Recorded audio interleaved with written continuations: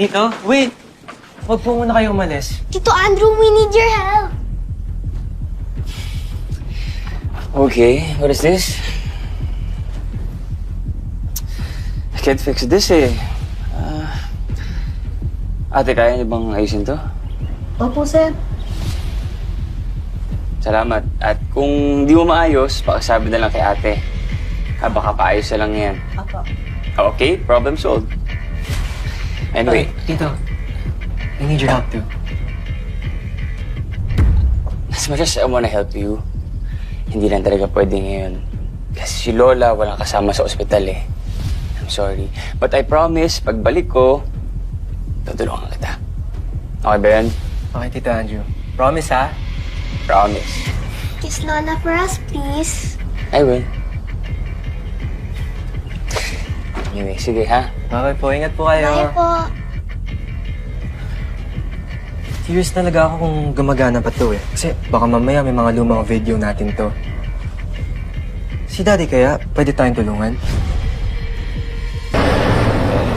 Tay, mabuti pa po umalis na tayo. Oo nga, Miguel. Umalis na kayong dalawa dito.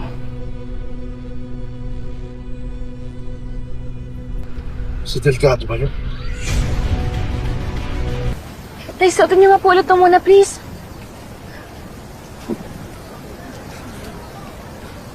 Kunin mo yung sasakyan. Habulin natin. Huwag na po, Tay.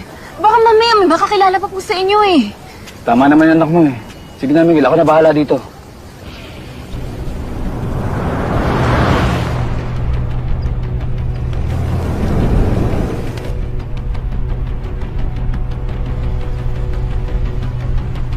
Nasaan na?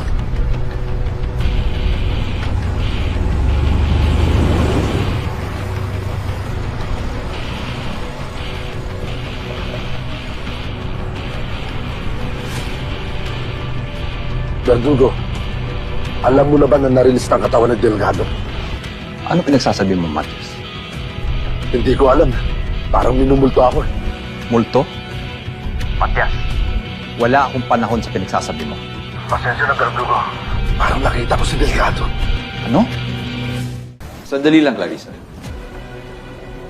Ano po yan, sir? Bakit, Han? May kailangan ka ba kay Clarissa? Wala naman, may tatanong lang ako sa kanya.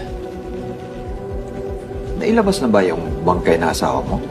Nailibing na ba siya? Nga. What happened na ba? Hindi pa rin ho eh. Pero sabi naman ho sa amin ni Chief tutulungan niya po kami hanggang mailibing yung bangkay ni Miguel. Siguro po malapit na rin po lumabas yun. Basta kapag may kailangan ka, just let us know, okay? We'll be happy to help.